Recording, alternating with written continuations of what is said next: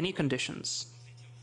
The position of all of them has to be specific, transparent, truthful, without losing dignity of both parties, in my opinion.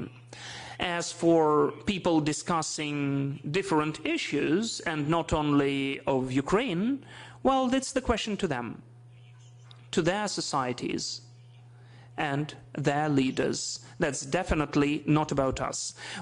We are speaking about the first step in the format, how it is discussed. That's it.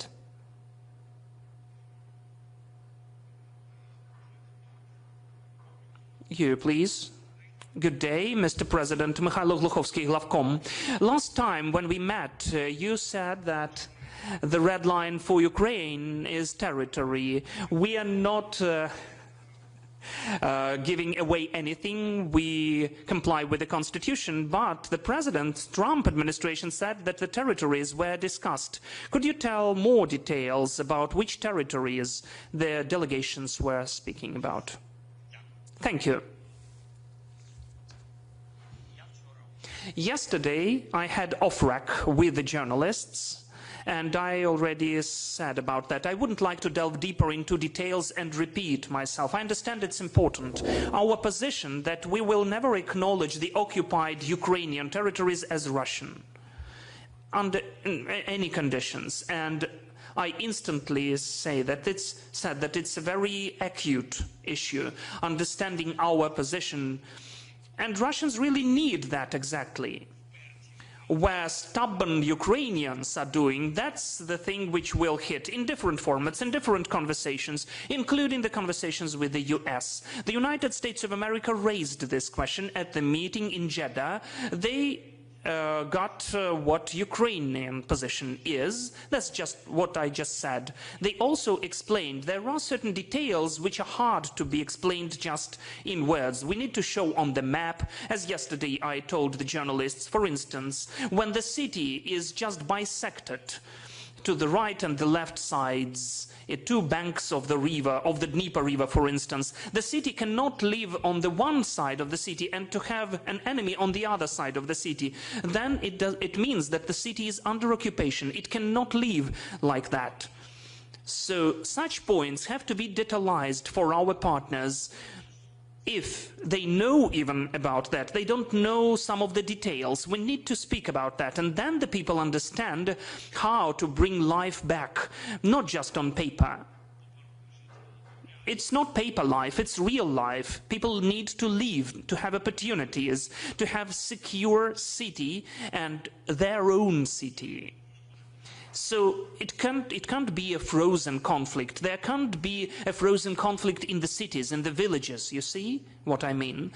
So some of the issues like that are raised about the water supply. Yesterday I named an example for the journalists about our nuclear power plant. The nuclear power plant, how it will be functioning, they need water supply, they don't have water there. If you remember, they exploded the dam. So there are lots of questions. It's not just the nuclear power plant and the Ukrainian power can get the plant. But what's close to the plant? There is the city where people are living. Where is the city? How can it be under the control of Russians? And where is the water? Who will be managing these processes? There are many complicated things. That is why again I emphasize that the issue of territories, just like this, is very hard to connect with the first step. I wouldn't advise you to do that. It's delaying the process into a very long way, because the issue of territories is a complicated one. It has to be solved later.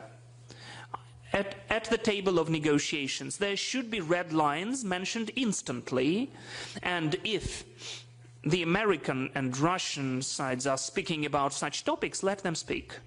Honestly speaking, I think it's their right.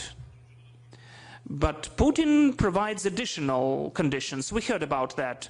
Did the American side provide any additional conditions, including territories issues? No. At the meeting in Saudi Arabia, there were no additional conditions, because everybody is really, humanely, were happy that, first of all, that we were together. Two countries were together. I think that it's a very substantial step forward. Secondly, that Ukraine had to conduct such a serious diplomatic step, a very substantial one. And everybody was very happy about that as well. But I don't want to be kind of a granny who says the same, but Putin doesn't want it. Let America force Putin to make this first step, and then we'll discuss all the rest of the steps. Please, Kyoto, and then Novina Live.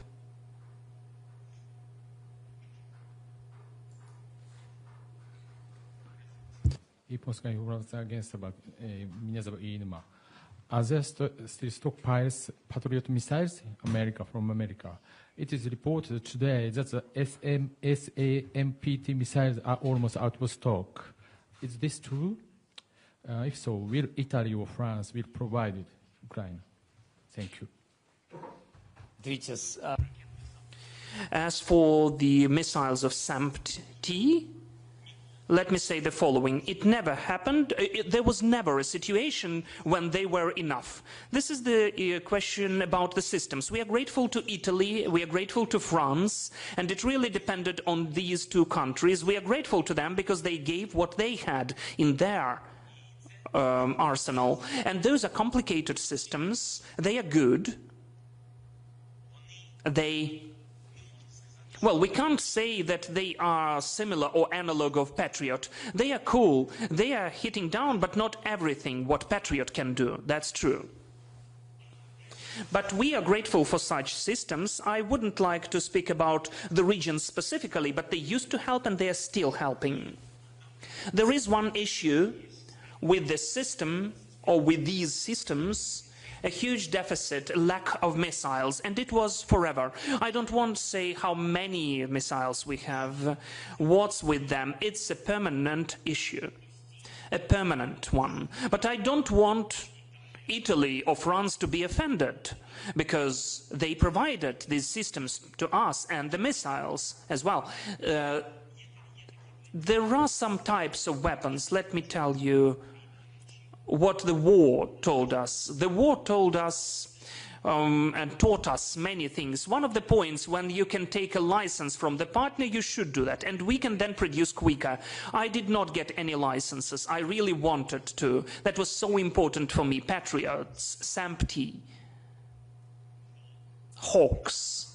Though the Hawks, many countries and even gave us the systems because they don't use them. They are not new, but they are functioning, they are working. In some of our cities, especially the energy infrastructure, those systems are working, and we took them because we understood where exactly we can find the missiles, because Hawk missiles are all over the world. And as for SAMPT, it's a complication, it's harder, it's really an issue, and replacement of SAMPT could be Patriots, because it's approximately the same class of weapons. So this is the story about the air defense and the licenses. As soon the countries are able to give us licenses, and it is hard for them as well, because SAMPT, it's not just, well, let me look at the example with Germany, with IRIS-T system. We can make a deal with them because they fully produce those systems. They manufacture those systems on their own. Then we can make a deal and consider and rely upon this or that monthly number for IRIS-T. That is why our military can specifically calculate how many missiles of IRIS-T they have. They shouldn't be for sure in the stocks, in the warehouses. No, we have the constant figure, the number of these missiles monthly. As for D2 system, so 3, there are systems which depend on 4 countries even, on 4 countries, and their political will to give us the licenses. We are developing this sphere. We are moving on. Thank you.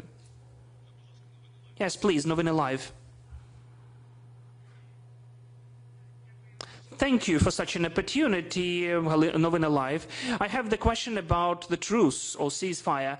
How long, according to your vision of feelings, can the process of this truce can go on? Who can sign it from our side? And what's the most important, what will happen if the ceasefire doesn't happen? What's plan B? The mode of ceasefire, it's not truce, it's ceasefire, I would say, or the mode of silence. In English, first, we had two formats, ceasefire or truce, right?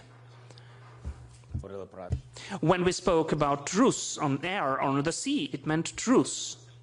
This is the same, ceasefire or truce, that's what we are speaking about. This mode of ceasefire or silence or truce is the mode which, as you know, there is an offer for 30 days now. It's hard for me to say what will take place later, because this is the period of time during which we need to produce a deal about the following steps. That's it, in fact. There is nothing to add here, and honestly, I think that if it is very hard, and maybe it will be hard, but if there is the first step done, I think, well, I don't know. I can't be for sure that 30 days are enough for that. I think that from our side it will be enough.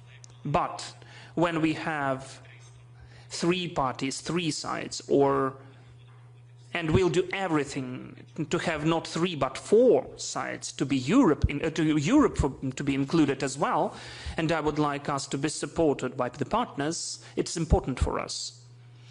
Because, let's be honest, who will fund the support of Ukraine? Who will help in funding of our army? And where will Ukraine be in the security guarantees and its economic component of this guarantees? That depends on European Union. The help is Europe. I mean financial support of the army and the recovery of Ukraine.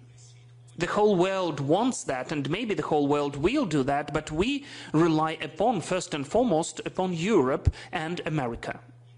And that is why I think that who we are relying upon, those have to be the subjects of the deal. Europe, the United States, and we, the ones who are at war, Ukraine and Russians. That's what I think. And then maybe not 30 days, maybe a bit longer will be needed. But still, it's very important to have this or that period of time in this truce deal, or maybe ceasefire deal. Then it will decrease some of the capacities of Russians to play into this eternal frozen conflict. If Russia violates it, microphone please, and it's done like that for multiple times already, then we will go on protecting our motherland in spite of whatever Putin wants. Dear colleagues, a couple more questions and we need to end. Your question, and then, yes, and then AP, you will be the last, and that's it. Good day, Radio Svoboda. I would like to ask you the following. In 2019, during the pre-electoral campaign, you used to say that the people who are accused in corruption cases will not leave the court with the bail. How did it happen that 5 years after that, later, the current head of Anti-Monopoly Committee, who has the cases in National Anti-Corruption Bureau and SAP, and you appointed him personally, Pavlo Kyrylenko, leaves the court under bail, and still he is in the position as the head of Anti-Monopoly Committee? Thank you. Thank you. First of all, I would like to tell you that in the whole world, people are being accused and have the right to be protected in the court. Ukraine is not an exclusion, or you would like to make Russia out of Ukraine when people cannot protect themselves, when people are accused and they don't have the opportunity to protect themselves. That is why I do not appoint the courts and I do not fire. So, honestly speaking, it seems to me if there is a criminal case, let there be an indictment, let that be the verdict of the court, and the person should be responsible for that. AP, please, the last question.